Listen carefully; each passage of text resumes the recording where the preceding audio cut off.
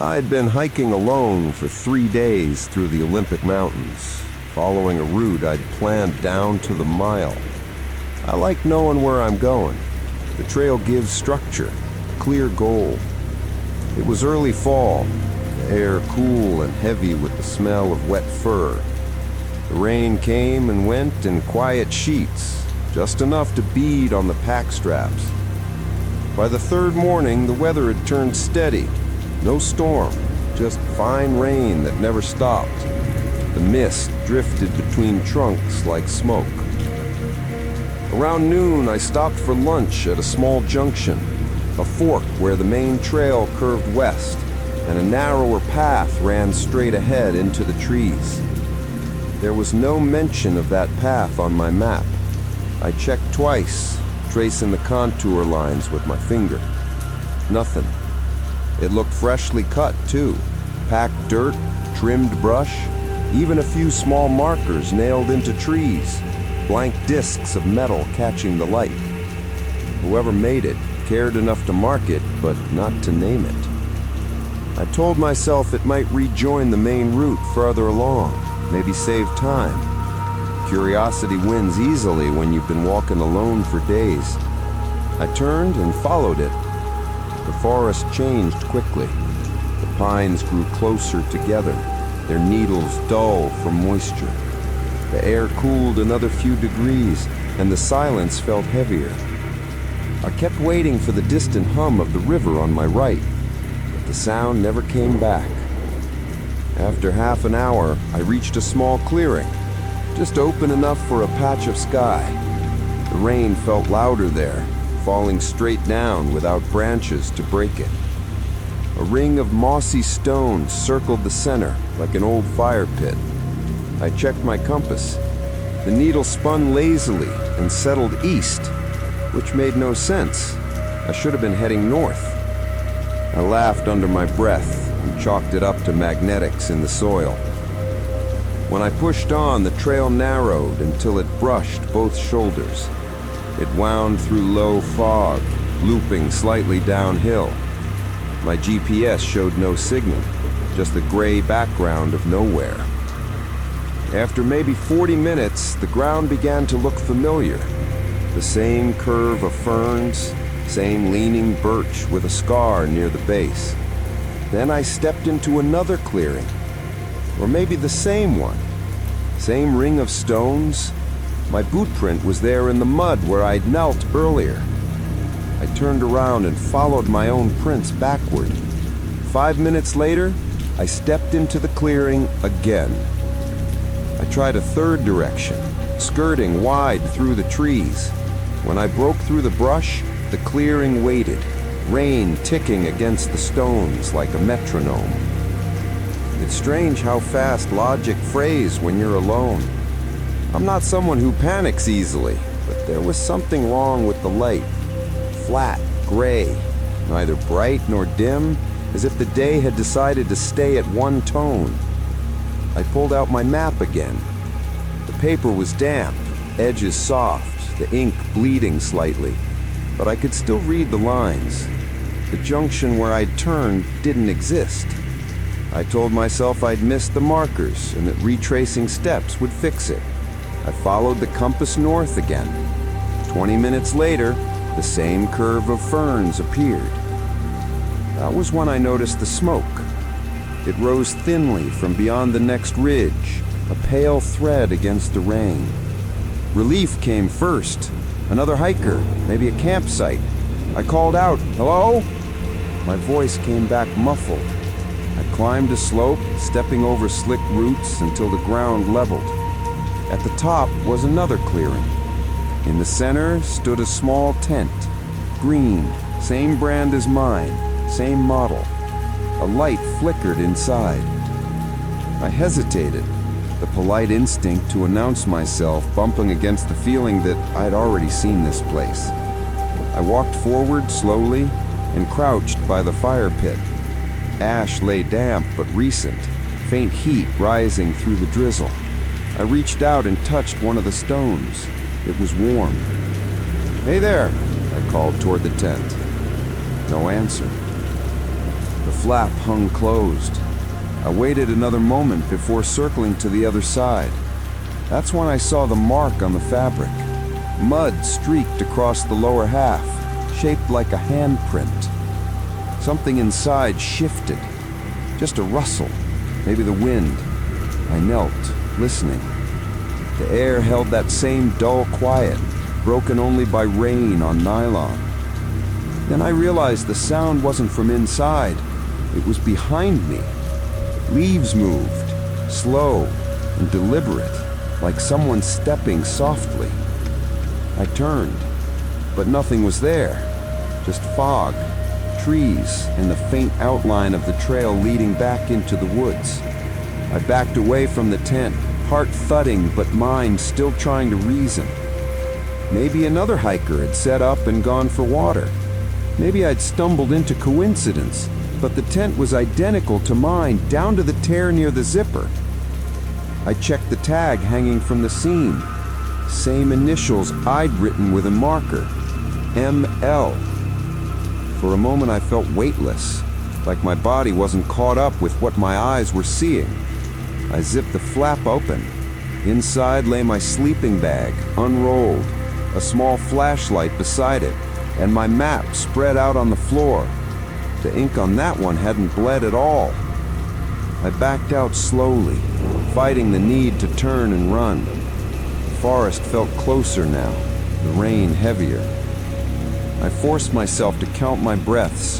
1, 2, 3. I picked a direction opposite the one I had come from and started walking fast but steady, eyes fixed on the ground. Minutes later, I looked up and saw the faint ring of stones ahead. Same clearing. Tent gone this time. I don't remember leaving, only finding myself back on the wider trail with the sound of the real river close again. The rain had softened, the mist thinning enough that I could see sky between branches. My GPS blinked to life with a weak signal. I turned it on reflex, and the screen marked my location exactly where it should have been, at the junction. The narrow path ahead was gone. Just brush, undisturbed, no sign of a cut trail at all. I stood there a long time, the map trembling in my wet hands. When I finally headed back toward camp, the light had shifted warmer, a kind of late afternoon gold that makes everything seem more forgiving. Back at the ranger station 2 days later, I mentioned the strange path to the man logging my exit. He frowned and pulled up a satellite overlay. He said there's no spur trail in that section, never has been. I almost left it there, but curiosity made me ask if anyone had ever reported something similar. He hesitated. He said not really, but a couple of years ago a hiker went missing in that zone. Search found his camp, but no trail out. Funny thing, someone saw smoke near there the next day, but by the time they got to it, nothing was burning. He smiled kindly, maybe reading the look on my face. He said, rain can play tricks in those woods. Maybe it can, but sometimes, when I hike alone and the fog rolls low enough to hide my boots, I think about that tent with my initials and the ring of stones waiting in the rain.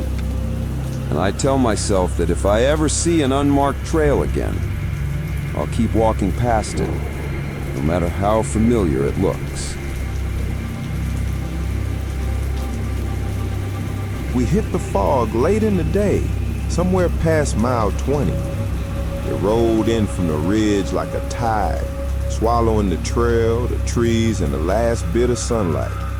Within minutes, everything turned white and close. The air grew heavy, cool enough to bead on my sleeves. My friend Tessa walked a few paces ahead, her red pack cover the only thing I could see moving. The Blue Ridge can turn into a maze when the fog settles. Sounds stretch, distances lie, and even your own breath feels borrowed. We planned to reach a lean-to before dark, but the light had gone early, and our pace had slowed to a crawl. That's when we heard them, voices ahead on the trail. They sounded friendly, 2 or 3 people talking over the rhythm of boots. We both froze for a second, then relaxed. Company on a foggy night is always welcome. "Hey," Tessa called. "You headed to the shelter?" No answer. The voices continued, soft but cheerful, moving in the same direction we were. Their sound carried strangely, like it was bouncing off the mist. We pushed on, eager to catch up. Each time the path curved, I thought we'd see their lights, but there was nothing. Just pale fog and the dark outlines of Laurel. The voices stayed close though. I could hear them laughing now, casual, like a group telling stories to pass the miles. We followed for 20 minutes, but they never came into view. When we stopped to listen, the sound stopped too. "Maybe they're resting," Tessa said. I nodded, though my stomach felt tight. "Or they behind us now?" We turned and listened. Nothing but the faint hiss of mist brushing the leaves. The fog thickened. Our headlamps showed maybe 5 feet of ground. Mud, roots, a few of our own prints. No others. We'd walked through enough soft patches to know there should have been some. We kept moving, quieter this time, and after a while, the voices started again. Now they were off to the right, somewhere in the trees. A man and a woman, maybe 2 men. It was hard to tell. The sound wove between trunks, sometimes close, sometimes distant, never matching our steps. It's strange how something ordinary, a laugh, a word, can turn eerie when you can't see the person making it. We reached a rise in the trail where a fallen log forced us to step over slick bark. The voices moved to the left now, uphill, still talking in easy tones. Tessa stopped. "You see any light?" I said, "No, do you?" She shook her head.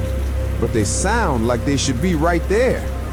I cut my hands and yelled, "Hey, you guys camping near the ridge?" The voices stopped mid-sentence. Then came a single echo, our own voices, returning from somewhere deep in the fog. That broke whatever calm we had.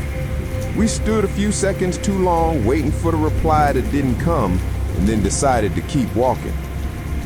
The map said there was a shelter about 2 miles ahead. We'd find it and worry about company later. But the voices followed, not close, not far, just somewhere always beside us, like we were pacing a group walking on an invisible trail through the same woods. Once, I thought I heard my own name. It came soft, like someone testing it. When the trail forked, we found an old wooden post pointing right toward Raven Shelter, 0.3 miles. The other path led left, unmarked. From somewhere down that left trail came the sound again. Boots, laughter, then fading. "We're not following that," Tessa said firmly. "Not a chance," I said. We turned toward the shelter path. Fog hugged the ground, muting the world. I expected the voices to fade for good. Instead, they kept pace with us, still to the left, moving through the unseen trees, staying parallel as we climbed. After a few minutes, our headlamps caught the shape of a shelter roof through the mist. Relief hit all at once. We stepped inside, shook off our jackets, and exhaled together. It was built like every backcountry lean-to. 3 walls, open front, log floor. We dropped our packs and set our lanterns low. The fog drifted in thin fingers through the opening, but didn't cross the threshold. For a while, it felt safe. Then came the footsteps. Not from outside the trail, but directly behind the shelter. Slow, deliberate, on wet leaves. We froze listening. The footsteps stopped right behind the back wall. "Hello?" I called softly. Silence. We waited another minute, then 2. Rain started again, steady and light. When I finally looked at Tessa, she was pale. "You heard that, right?" I said, "Yeah." We didn't sleep much. Every time the rain eased, we heard faint murmurs outside, just beyond the open front. I couldn't tell if it was wind or people whispering, but it had a rhythm, like speech blurred by fog. Near dawn, the whispers faded. The world brightened by degrees and the fog lifted just enough to show the trees. No footprints outside. The mud was clean except for ours. We packed quietly. Tessa didn't say anything until we hit the main trail. She said, "It felt like they were waiting." I said, "Yeah, or walking a loop." At the ranger station 2 days later, I mentioned what we'd heard. The ranger gave a small shrug. He said, "You're not the first," he said. "Fog plays tricks up there. Folks say it echoes old hikers, like the trail remembers sound." He smiled, not mocking, just easy. "If you hear 'em again, let 'em pass. They probably got further to go than you have." We never did hear the voices again, but sometimes when I hike in mist thick enough to hide the trees, I catch a laugh just ahead, or maybe behind, and I think it at night on the ridge. I tell myself it's only the mountain replaying what it's heard before. But still, I keep my head down, my pace steady, and I never call back. I worked as a seasonal ranger in the Sierra Nevada range for 4 summers. Most of the job was routine: check the backcountry trails, log campfires, talk to hikers, make sure people didn't do anything stupid around cliffs or bears. The mountains were kind most days, but every ranger learns that some parts of the map have their own rhythm, places that don't exactly misbehave, but never act the same twice. Mile marker 73 was one of those places. It sat on a narrow stretch of trail that ran along a ridge, half forest, half open slope. There wasn't much special about it, just a weathered sign nailed to a pine and a small overlook that gave a view down into the canyon.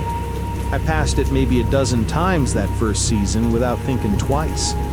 Then the reports started. The first came from a couple hiking north. They told me they'd seen a man sitting beside the marker near sunset.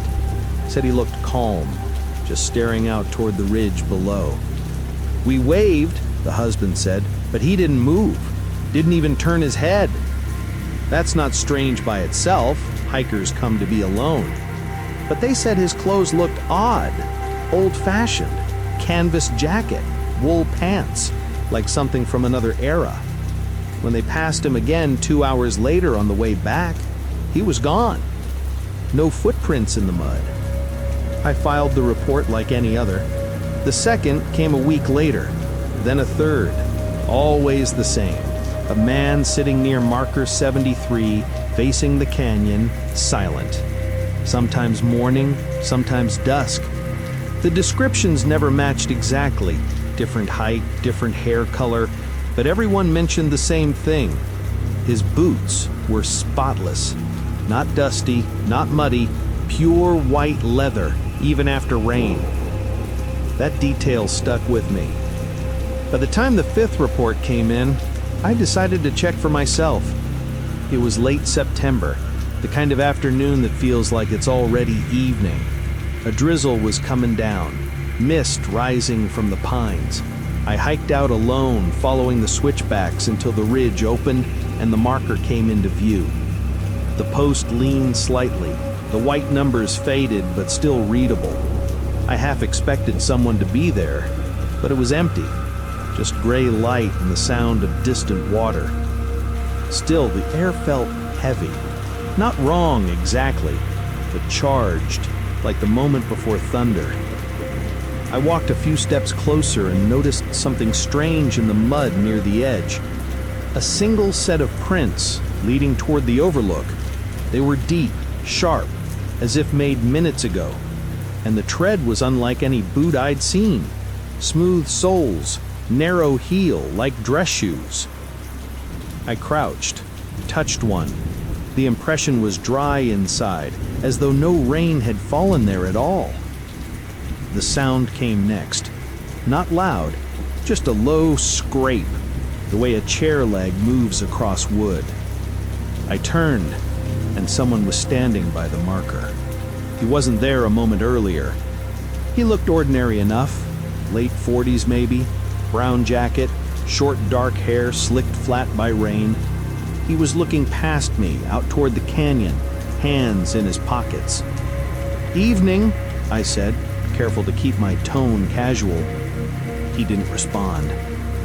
"Lot of weather coming in," I added, stepping closer. "You all right out here?" He turned slightly, just enough that I could see the side of his face. His expression didn't change. Rain slid down his cheek, but didn't seem to darken the fabric of his coat. His boots were pale, almost glowing against the wet ground. I felt my throat tighten.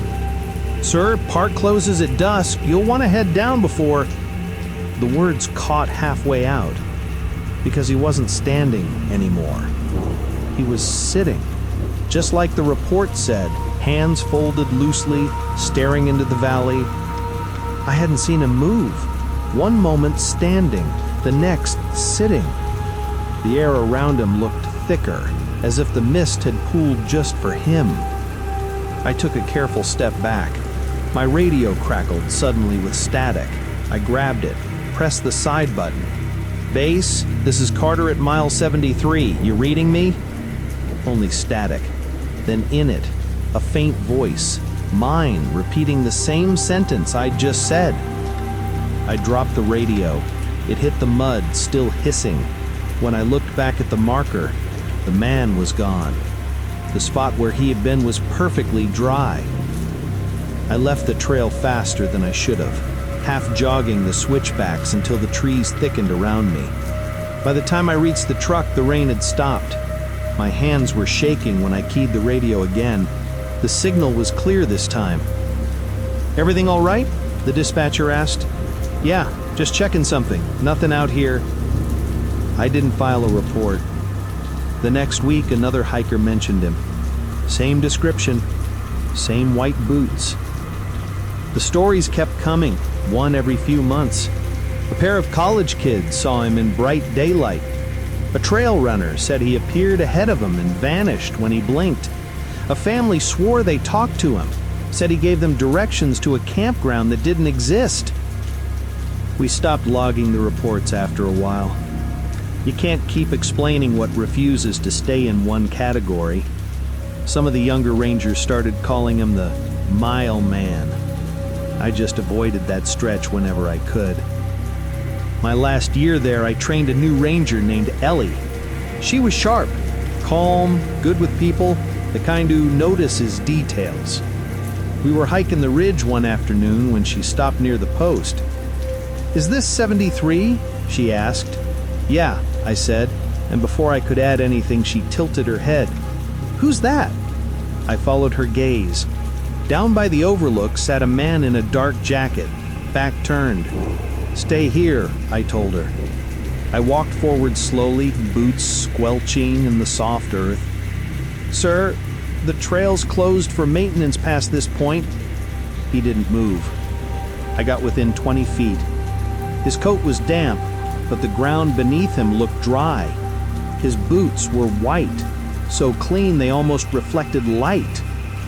"Sir," I said again, voice shaking, "you need to come with us." He turned his head just enough that I saw his profile.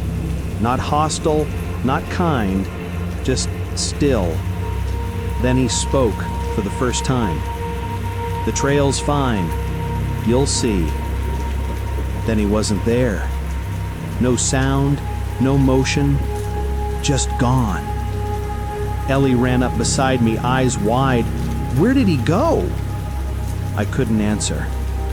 The only thing left behind were those same prints, deep, dry, sharp-edged, leading to nowhere. We marked off the section that week.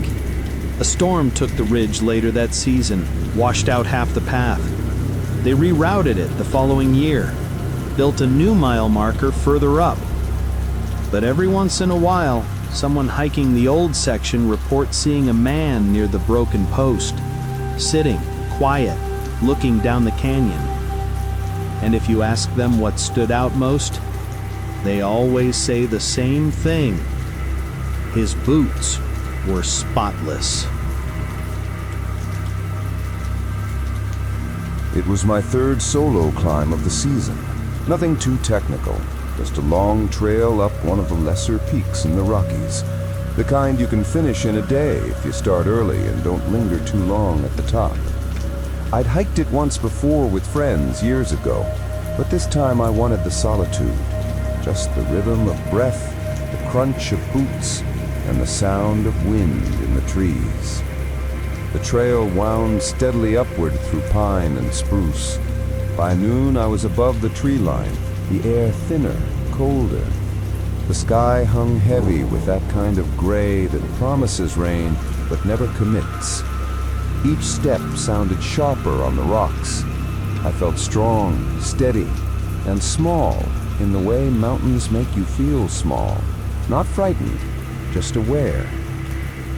The summit was marked by a stone cairn and a metal box bolted to a post. Inside was the summit notebook, a small journal in a Ziploc bag where hikers left their names, dates, and little notes. The tradition goes back decades. There's something comforting about adding your line to a stack of others, proof that you were there. When I reached the top, I dropped my pack, took a sip of water, and opened the box. The notebook was half full. I flipped through pages covered in names, times, drawings, small jokes about the wind. Then I saw something that made me pause. My name. Mark L., July 16th, 2024. Windy, but worth it. That was today's date. I stared at it for a long moment. Same handwriting, same little dash I make under my initials. I hadn't written it yet, hadn't even taken the pen out of the bag. But there it was, clear and unshaken, as if I'd signed it calmly just hours ago. I looked around, half expecting to see someone else nearby. The ridge stretched empty in both directions.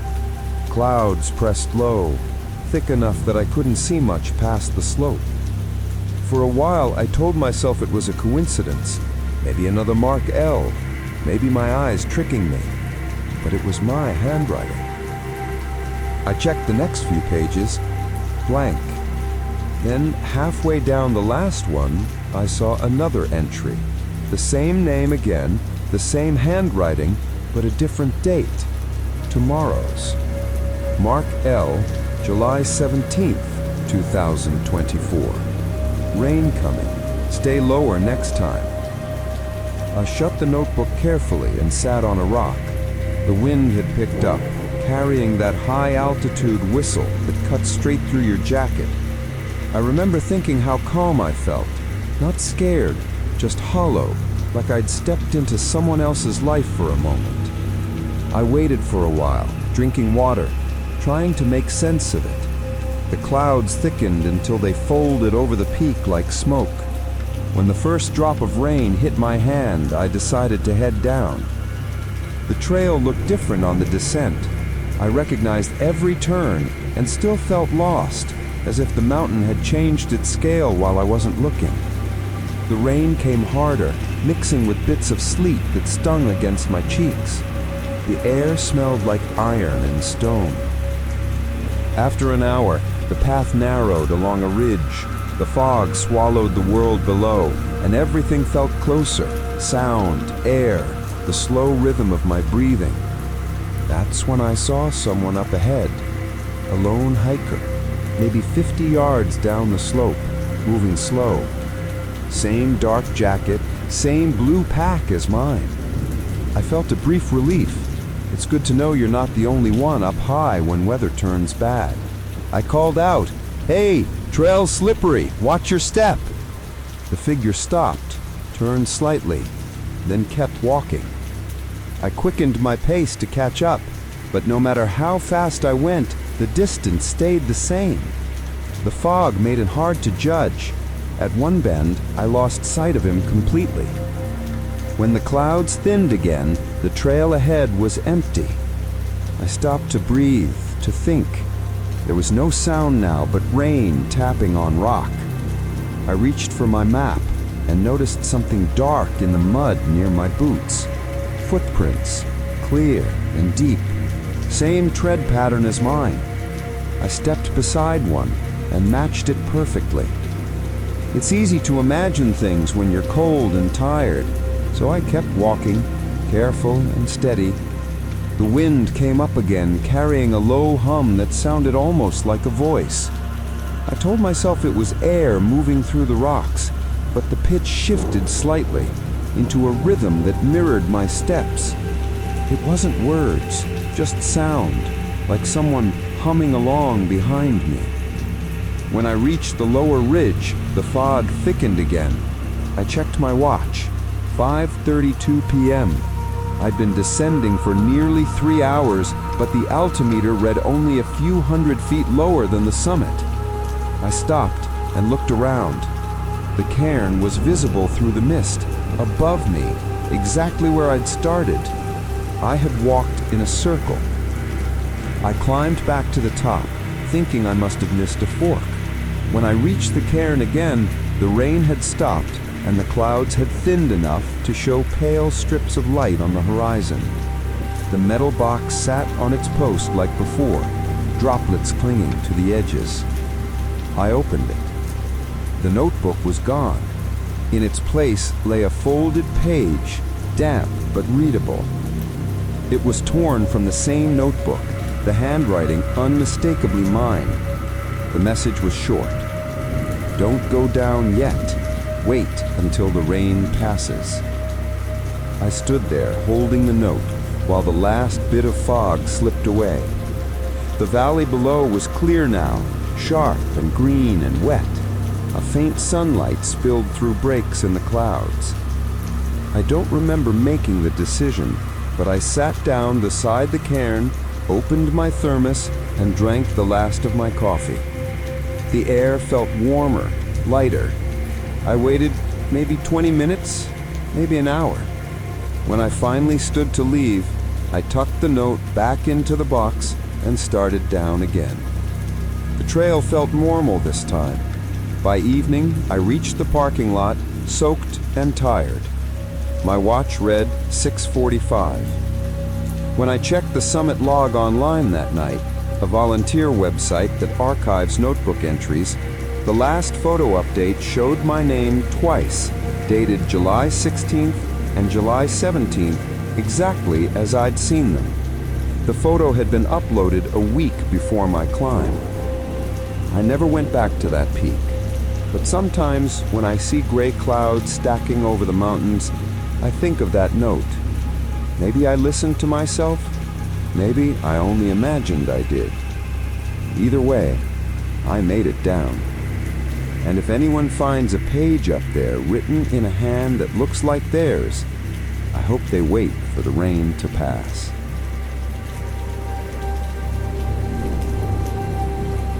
I'd been hiking the Oregon stretch of the Pacific Crest Trail for 6 days when the rain finally settled in for good.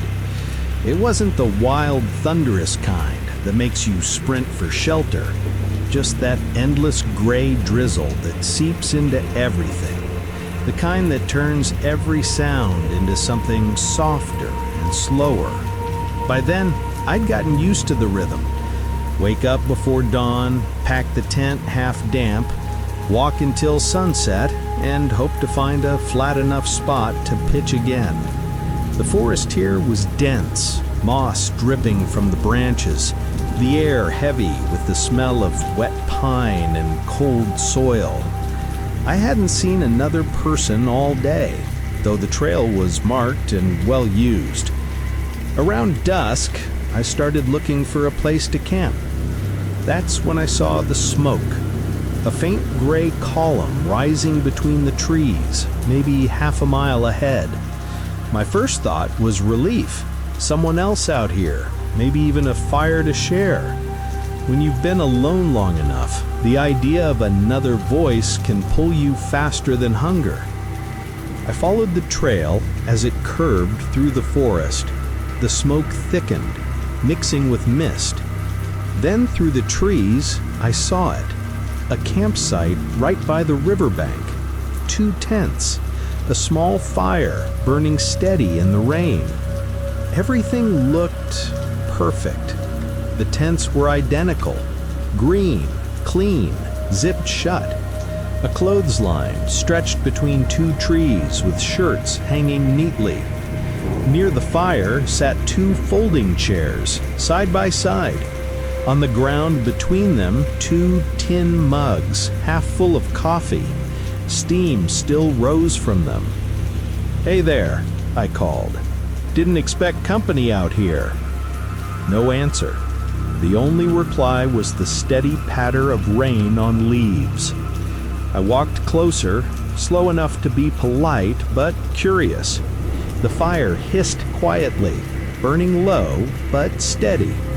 The mugs looked untouched. Both were warm when I wrapped my fingers around one. "Hello?" I tried again, louder this time. Nothing. I stepped around one of the tents and crouched to knock. No movement inside. The zipper was drawn shut tight, the fabric beaded with water. The second tent was the same. At that point, a little unease crept in. I told myself the campers might be down by the river getting water or taking a walk before dark. Still, it was odd. Both tents sealed, coffee still hot. I waited by the fire for a few minutes, turning one of the mugs absently in my hands. The warmth felt good. I even thought about adding a stick to the fire to keep it alive. But something stopped me, a small instinct, quiet but firm. Instead, I sat and listened. The forest around me was silent except for rain. No voices, no boots on gravel, not even the river, though I could see it through the trees, slow water, dark and glassy. After a while, I stood, intending to leave a note in case they came back. I pulled a small notepad from my pack, and when I looked up again, the fire was out. Not smoldering, out. Cold. A thin thread of smoke curled once and vanished. The mugs were still where they'd been, but the steam was gone. I turned in a slow circle. "Hello?" The forest gave nothing back. I decided I'd had enough. I walked a few yards up the trail and looked back. The campsite looked exactly as it had, but somehow dimmer, the green of the tents fading into gray. The rain grew heavier, and the smoke I'd seen earlier was gone. I kept walking until I found a dry patch beneath a cedar grove and set up my own tent. Sleep didn't come easy. Every time I closed my eyes, I pictured those mugs, still and waiting. At some point in the night, I woke to faint voices. They were coming from somewhere downstream, low, conversational, like 2 people talking near a fire. I couldn't make out words, just tone. Calm, quiet, familiar. I unzipped the tent halfway and listened. The rain had stopped and the forest was thick with fog. The voices carried clearly now, echoing faintly off the trees. It sounded like a man and a woman. One laughed softly, the way you laugh when you know the person next to you well. Then silence again, and a soft crackle, firelight maybe. I lay back, telling myself it was the campers from before. Maybe they'd just gone for a walk earlier and returned. Maybe I'd overthought it. But when morning came, there was no smoke. I packed quickly and went to check the spot one last time. The clearing was still there, same trees, same stones by the river, but no tents, no fire pit, no chairs or mugs. The ground was bare, except for 2 faint depressions where the tents might have been. Even the grass looked newer, unbent. If I'd known better, I'd say no one had camped there in weeks. I stood a while by the river. The current moved slow and smooth, barely disturbing the surface. A low mist drifted off it like breath. The water smelt clean and cold. Then, just beneath the sound of it, I heard that same faint laughter again. Two voices, overlapping, carried on air that shouldn't have traveled that far. I backed away and kept walking until the trail turned uphill and the river disappeared behind the trees. That night, I stayed at a ranger-maintained site farther north, established fire ring, a few other hikers nearby. I didn't tell them what I'd seen. After dinner, a younger hiker mentioned a phantom camp she'd heard about on the PCT, a place that looks lived in, coffee still steaming, but no people. She said some say it's just a mirage of memory, the forest repeating something that happened long ago. Others think it's what you see when you're too tired or too alone, a picture of rest the mountain offers but never gives. I didn't comment. When the rain started up again after midnight, I lay listening to it on the tent roof and thought about that fire that went cold in an instant, those mugs left waiting. I don't know what that place was. Maybe I walked into a story that had already finished, one the woods wasn't done replaying. But sometimes when I'm on a long trail and catch the smell of wet smoke drifting through the trees, I still look for that glow ahead, a fire burning steady in the rain, and two cups waiting, warm enough to hold. And every time, I keep walking.